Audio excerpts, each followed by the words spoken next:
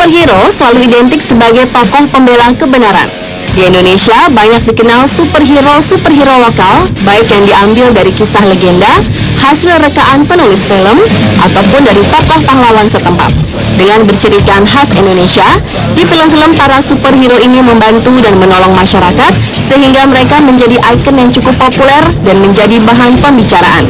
Lalu bagaimanakah aksi para superhero ini? Mari kita saksikan dalam Superhero Indonesia.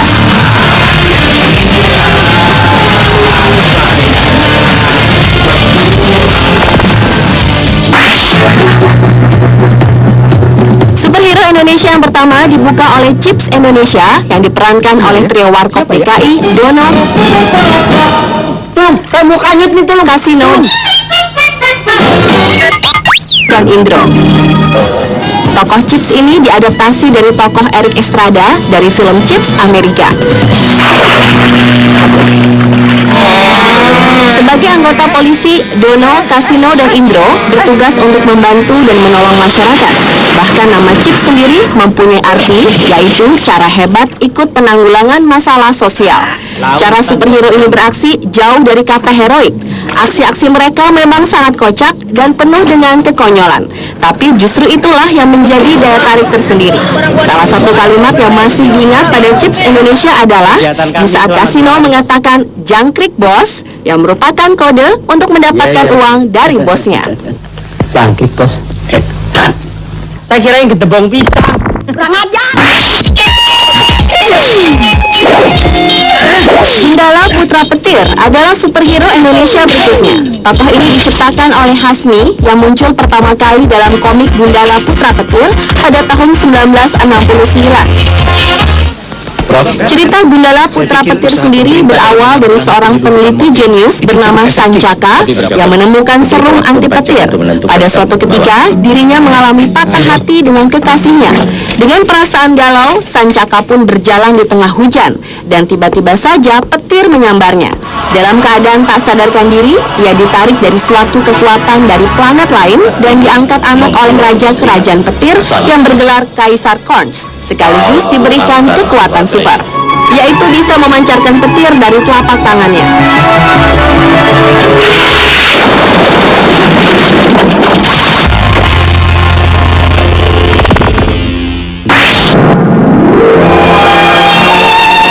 Selanjutnya adalah si Pitung. Pitung adalah salah satu pendekar asli Indonesia dari daerah Betawi yang berasal dari kampung Rawabelong, Jakarta Barat dengan nama asli Salihun.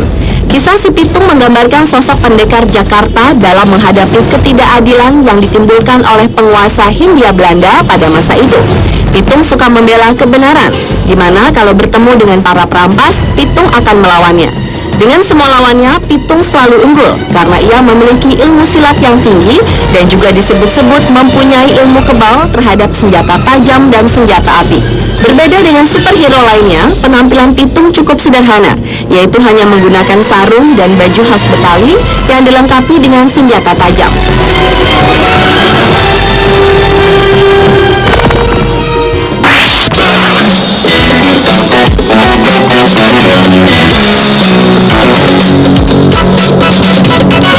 Sekali lagi, tokoh superhero kocak ini terinspirasi dari serial televisi luar negeri. Diambil dari cerita tentang seorang mantan astronot yang dipasangkan implan bionik bernama $6 Million Man. Tokoh tersebut menginspirasi sang penulis film untuk membuat Warkop DKI, Dono, Kasino, dan Indro menjadi pria super bernama Manusia $6 Juta. Bermula dari Dono yang seorang anggota kepolisian mengalami kecelakaan dan badannya hancur. Diri Dono pun kemudian dirubah menjadi manusia robot dengan biaya $6 juta. Dengan kekuatan yang hampir sama dengan $6 Million Man, manusia $6 juta juga memiliki kekuatan super.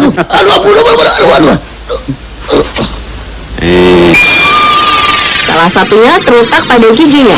Bahkan seringkali teman-temannya meminjam gigi Dono untuk membuka botol. Setelah dirinya dirubah menjadi manusia robot, Dono pun melakukan aksinya dengan mengusut kejahatan di masyarakat seperti pemberantasan pornografi dan penculikan anak. Nih sekarang lu balas lu lihat lu rasain tangan gua banteng nih, lu rasain nih.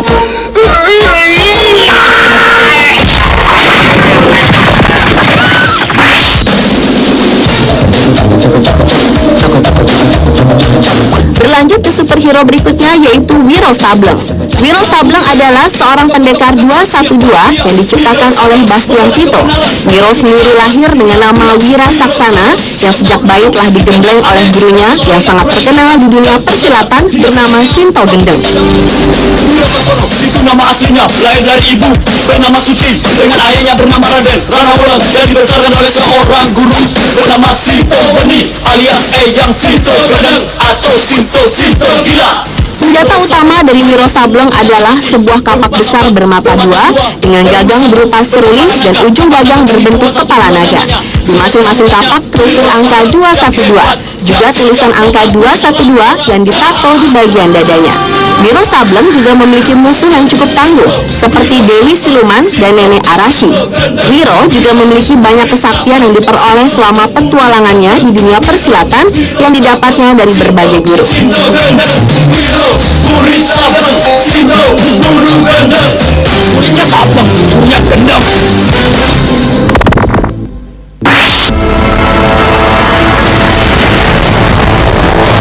Si Buta dari Gua Hantu adalah salah satu superhero fenomenal Indonesia yang diciptakan oleh komikus Ganes TH pada tahun 1960. Si Buta dari Gua Hantu mengisahkan tentang seorang pendekar bernama Barda Mandrawata yang membutakan matanya sendiri demi menguasai jurus si mata malaikat. Tindakannya tersebut dilakukan untuk membalas dendam karena mata malaikat telah membunuh ayah dan saudara-saudara seperguruannya.